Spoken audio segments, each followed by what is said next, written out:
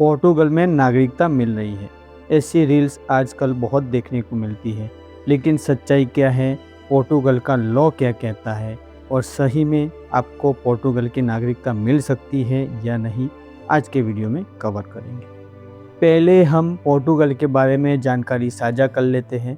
Portugal south west European country है और पोर्टुगल का ज़मीनी रास्ता स्पेन से जुड़ा हुआ है। दूसरी तरफ अटलांटिक महासागर है। पोर्टुगल की आबादी 10.4 मिलियन के बराबर है और पोर्टुगल की कैपिटल सिटी लिस्बन है।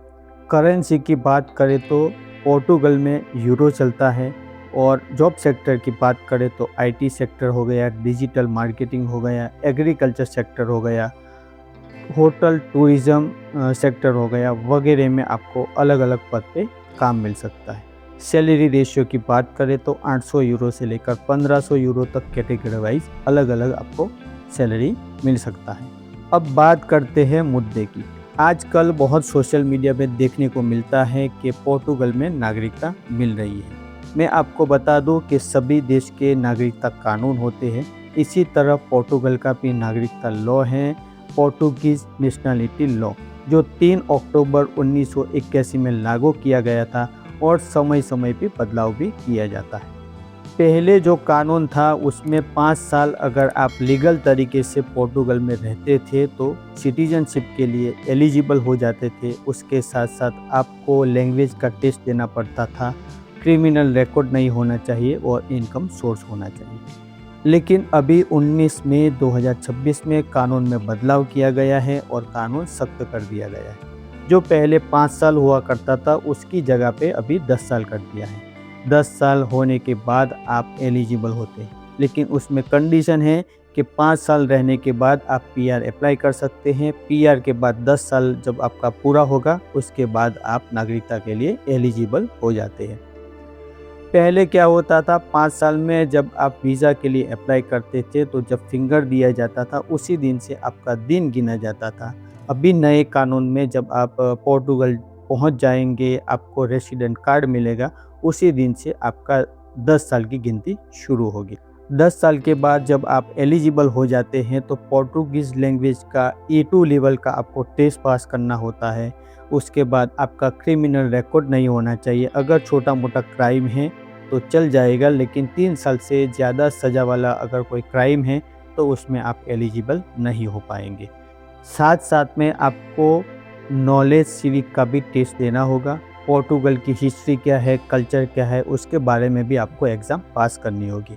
और महत्व है कि आप वहाँ रहने के बाद आपकी इनकम सोर्स क्या है जो लीगल होना चाहिए, आपका वहाँ का खर्चा निकाल सके, उसके बारे में आपको एविडेंस देना होगा। उसके बाद ही आप नागरिकता के लिए एलिजिबल होते हैं। ये तरीका था अगर आप जॉब करने के लिए जाते हैं उसके बाद आपको नागरिकता चाहिए, तो ये पहला तरीका था। अब दूसरा तरीका है बाय मैरिज, आप नागरिकता ले सकते हैं।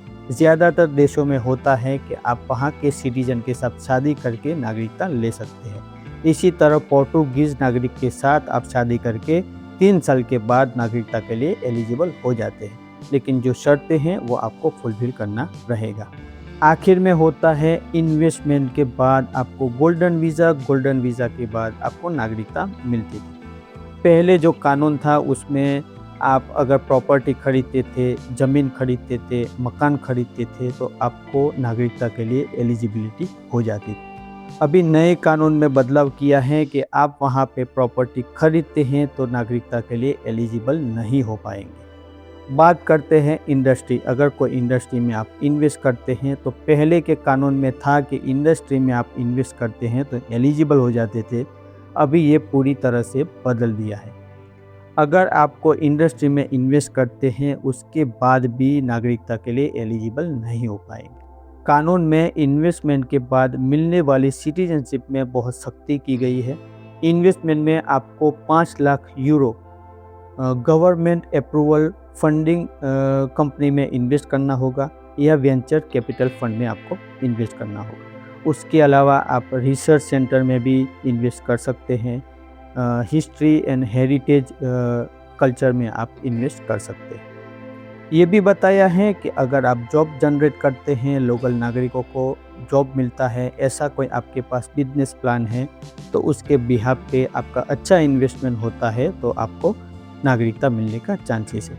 लेकिन आपको बता दूं कि इन्वेस्टमेंट के बिहाफ पे सीधा नागरिकता नहीं मिलता है, आपको मिलता है गोल्डन वीज़ा।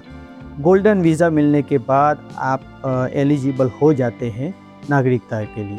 लेकिन गोल्डन वीज़ा में पहले ये था कि गोल्डन वीज़ा मिलने के बाद आपको वहाँ पे रहना पड़ता था। अभी बहुत बदलाव कर दिया है, आसान कर दिया है कि गोल्डन वीज़ा मिलने के बाद कंटिन्यू रहने की ज़रूरत नहीं है, लेकिन 1 साल में आपको 7 दिन रहने की ज़रूरत है। जब आपके 5 साल पूरे हो जाएँगे, उसके बाद आप नागरिकता के लिए एलिजिबल हो जाते हैं। लेकिन सीधे-सीधे शॉर्टकट से नागरिकता नहीं मिलती है।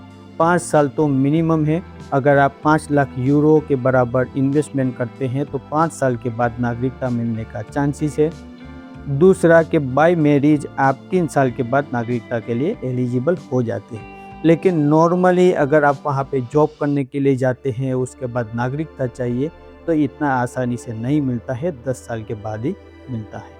तो दोस्तों, ये थी सच्चाई कि पोर्टुगल में नागरिकता मिलती है या नहीं। नागरिकता मिलती है। दुनिया में 5 या 6 देश ऐसे हैं जहाँ पे आसानी से नागरिकता मिलती है, उसमें पोर्टुगल का नाम भी आता है।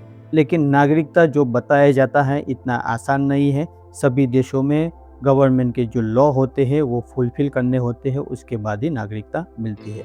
उम्मीद करता हूँ कि आपको दी गई जानकारी समझ में आ गई होगी। मिलते हैं नेक्स्ट वीडियो में कोई अच्छी जानकारी के साथ। तब तक अपना, अपने परिवार का ख्याल रखें। धन्यवाद।